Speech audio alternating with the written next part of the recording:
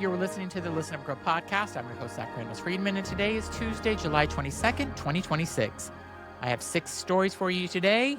We've got a drag venue in Sydney fighting to survive after a Catholic group tried to shut it down. We've got a gay man in the Orange convicted felons cabinet playing victim at an international counterterrorism summit. England just officially told trans kids they can't use the bathroom of their gender, and it kicks in September. There's a coordinated campaign building to overturn marriage equality, and the science they're using to do this is garbage. LGBTQ plus authors in the UK can't even visit schools anymore without being thrown out. And Charlie Kirk, or at least his statue of him, is coming to Times Square. So let's get into it all right now, starting with the Divine Playhouse. An LGBTQ plus arts venue in Sydney, Australia, is fighting to stay open after a powerful Catholic backlash nearly shut it down before its second performance. The venue, called Divine Playhouse, opened in a 150-year-old church in Sydney's city centre. It hasn't been an active house of worship since 1930s. It's been a school, a theatre, and now an LGBTQ plus performance space backed by a $100,000 grant from the New South Wales Arts Council. The opening event was an adults-only drag brunch called Sunday Mess, an unholy brunch party. Drinks had names that playfully nodded to the Catholic tradition. Performers dressed as nuns. Catholic men's groups organized a protest. Around 70 demonstrators gathered outside during the grand opening to pray the rosary and demand that the government pull the venue's funding, calling the show sinful. The next day, the venue's landlord issued a formal notice of breach, ordering the organizers to stop engaging what they called offensive trade or risk being evicted. The group behind it, Heaps Gay Events, says they're not backing down, and the Society of Authors has weighed in, calling the Catholic response an attack on artistic expression and free speech. The venue hasn't officially closed, but it's now locked in a legal and PR battle to stay open after one performance. A drag brunch in a former church, and that's all it took. Next, we have Scott Bezic plays victim. Scott, the out gay man currently serving as Treasury Secretary in the Orange convicted felons cabinet, stepped up this week at a State Department summit on political terrorism and immediately made it about himself. Before delivering his prepared remarks, Scott told the assembled diplomats from 65 countries that he needed to go off script for a moment. He reminded everyone in the room and all the media that he was a subject of an assassination attempt 2 hours after being sworn into his job by a, quote, added left-wing activist.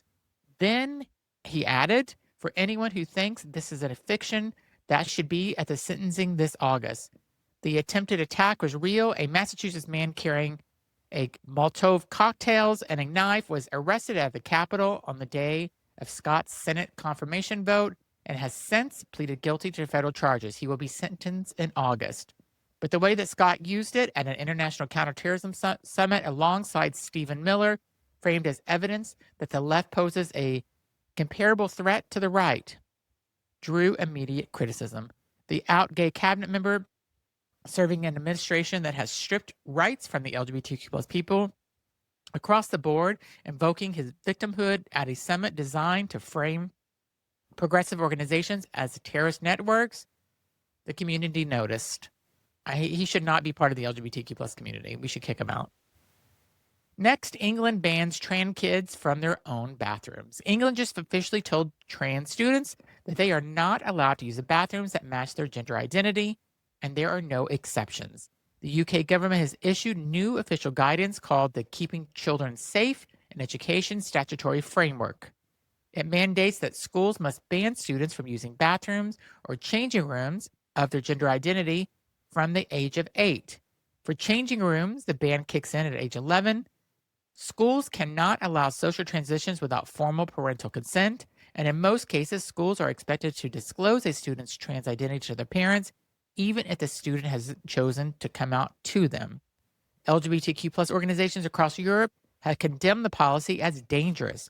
Groups including ILGA Europe and Trans Plus advocacy organizations say that the guidance will harm trans kids, undermine the trust in teachers, and create a legal framework for discrimination inside schools that are actually trying to support their students. Critics are calling it this generation's Section 28, the infamous 1988 law that banned schools in England from promoting LGBTQ plus identities. The guidance comes into force in England on September 1st, 2026, which is only 6 weeks away. Next, they're coming for marriage. So let's talk about what's really happening with Obergefell. Because there is an organized, well-funded campaign to take it down, and they are recycling some of the worst junk science the last decade has seen to do it. The campaign is called Greater Than. It launched in January of 2026 and includes a coalition of 47 anti-LGBTQ plus organizations. Their argument, same-sex marriage harms children. The evidence, a 2012 study by a psychologist named Mark Renanos, called the New Family Structure Study a piece of research so widely discredited that the American Sociological Association submitted formal briefs to the Supreme Court warning that the data was deeply flawed, that it had no representative sample, and that it contradicted the overwhelming scientific consensus that children of the same-sex parents do not experience worse outcomes. None of that has stopped the Greater Than Coalition from recycling it in 2026. Now, with a veneer of AI analysts from a publication that has also funded the same right-wing institute that funded the original study. The Moment is framing its anti-marriage campaign not in a religious terms, but in a child welfare terms, because polling showed that messaging is more effective. They are not hiding their goal. They want Obergefell gone, and they are spending real money to get there. This is not a fringe moment. It's organized. It's funded, and we should all be paying attention. It's like constant back and forth where they want to take it away from us. It's not hurting anybody. Stop. Let same-sex couples live their lives. Next, LGBTQ plus authors banned from UK schools. Children's book authors in the UK are reporting a surge in last-minute school visit cancellations because their books featured gay characters, same-sex families, or queer themes, and parents are complaining. Multiple authors spoke publicly this week about what's happening to them. Author Christina Rahim says 2 of her planned school visits were canceled after parents claimed her books, which featured donor-conceived children and same-sex families, contained sex education. Others have described being invited and then quietly disinvited at the last minute, being asked not to mention LGBTQ plus themes despite those things being central to their books, or being told that the students were being withdrawn from their sessions. The Society of Authors has started formally tracking these cancellations. Their deputy chief executive called what's happening censorship and said that the pattern is real and growing. These are children's books, books about family, friendship, and belonging, and kids are being pulled out of school visits or the authors are being turned away because someone's parents can't handle the story with 2 moms. So sad. And next, we're talking about Charlie Kirk's statue in Times Square. So finally, a story that it could only be happening in the year of 2026. A bronze statue of the late conservative activist Charlie Kirk is being planned for Times Square. An Italian-American sculptor named Sergio Ferrani announced the project this week, saying he will unveil the life-size monument in New York City on September 10th, exactly 1 year to the exact time after Kirk was shot and killed at a speaking event in Utah. The artist says he chose Times Square because it's the center of the city. He invited the New York City Mayor, Zohran Mamdani, to the unveiling. The mayor has not responded. The internet, however, responded immediately without hesitation. Comments online were overwhelmingly skeptical of the statue's longevity. Predictions range from it being vandalized within minutes to becoming the most photographed object in New York City until the city quietly removed it. The sculpture says the statue will be bulletproof. We'll see. I don't know why this person would pick a liberal city like New York to put a statue of Charlie Kirk, but yeah, go for it.